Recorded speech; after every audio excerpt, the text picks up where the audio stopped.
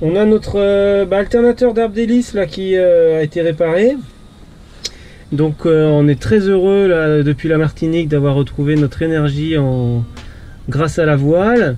Et par contre du coup là on a un petit bruit assez suspect depuis un moment au niveau de l'arbre d'hélice. Donc là il faut qu'on vérifie nos bagues hydrolubes et puis le presse-étoupe pour voir s'il n'y a pas un petit filet de pêche qui s'est mis dedans ou si c'est tout simplement usé. Donc aujourd'hui démontage de l'arbre pour aller vérifier tout ça.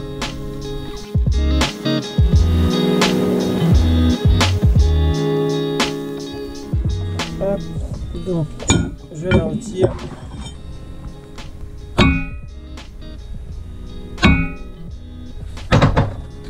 Donc là j'ai mis des petites pièces qui vont servir à pousser l'arbre d'hélice contre l'arbre du tourteau.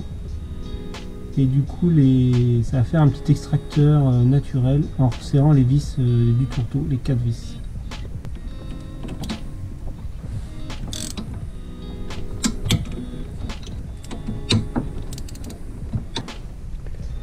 Je vais réessayer l'opération de tout à l'heure. Donc j'ai bien protégé mon arbre d'hélice avant parce qu'il ne faut surtout pas l'abîmer.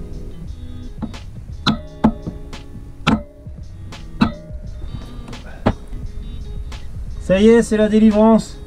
Le petit coup de marteau qui a permis d'avoir le petit écart. Donc c'est bon, maintenant on va pouvoir enlever le tourteau. Et donc l'arbre d'hélice complètement pour changer notre bague hydrolube et notre presse-étoupe joint Volvo.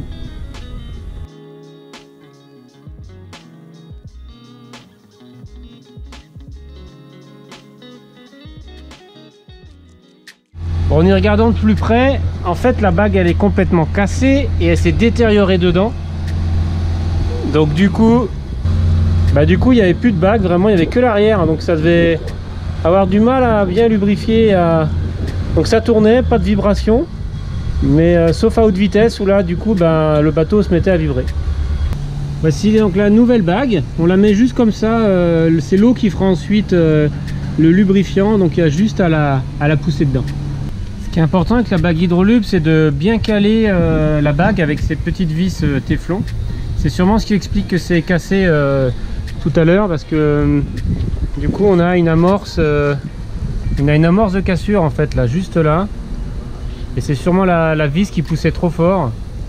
Donc là ce que je vais faire, j'ai calé la bague et je vais faire des petits pré-trous pour bien repérer. Et ensuite faire des trous pour ces vis. Là je l'ai ressorti. J'ai mes petits pré-trous là, donc un de chaque côté.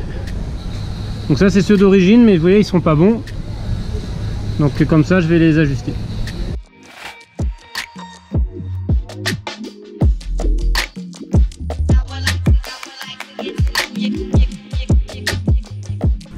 On peut remettre maintenant notre presse-étoupe là, notre joint. Donc j'ai bien nettoyé l'arbre d'hélice, mis un petit peu de graisse juste dessous pour que ça aide les petites lèvres à passer. Et là maintenant on l'engage tout doucement. Voilà, il va venir autour de l'étambot. Je viens de revisser donc le tourteau avec l'écrou à l'intérieur. Là j'ai remis l'écrou qui est dedans. La petite clavette bien graissée. Et donc là j'ai repassé notre poulie pour l'arbre d'hélice. Et puis il ne nous reste plus qu'à mettre les 4 boulons, là, les 4 écrous, qui viendront tout recompresser. Voilà, donc le joint est prêt à être utilisé. Il faudra remettre un petit peu de graisse quand tout sera installé, et puis on le pincera un peu au moment de mettre à l'eau pour bien lubrifier le joint. Bague hydrolube et joint presse-étoupe changé.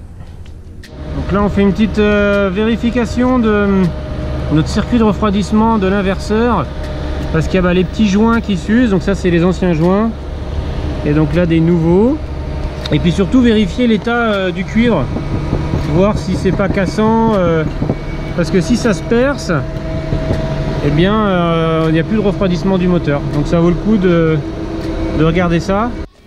Les pièces sont bien séchées, on va pouvoir remettre les petits joints tout neufs de notre cher inverseur. Je viens de démonter le filtre à eau de mer, on avait quelques fuites à répétition là.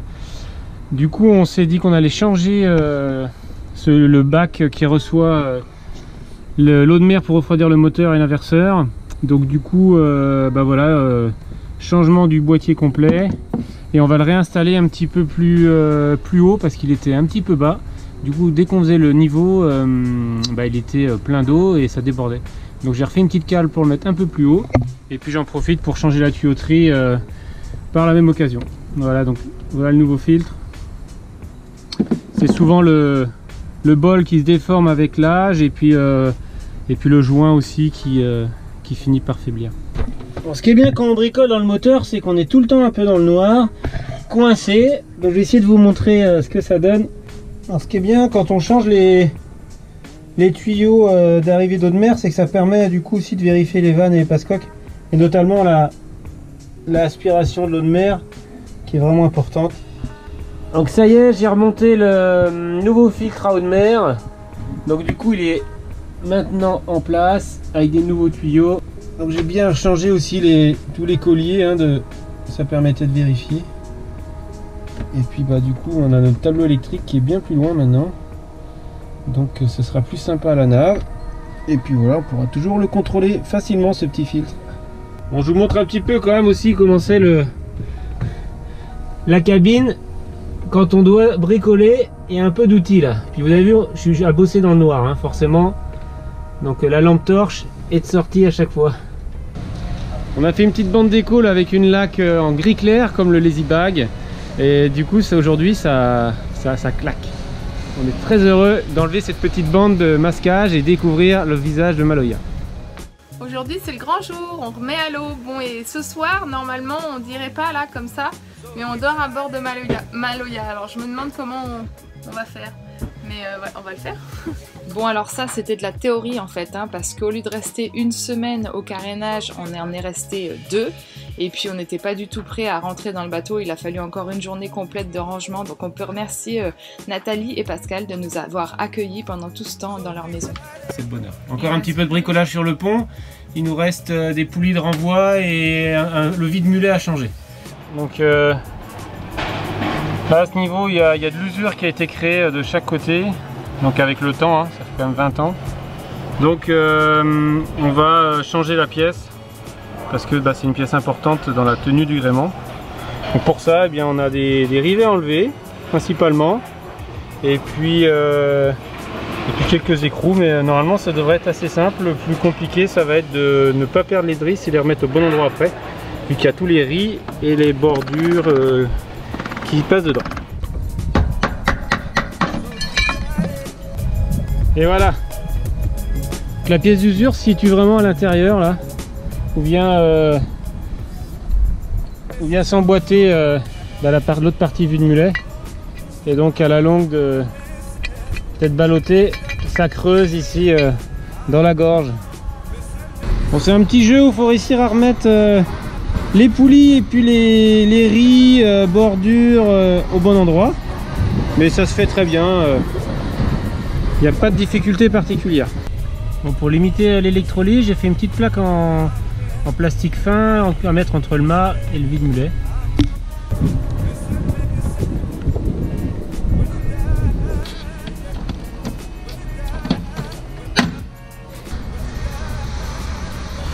C'est reparti!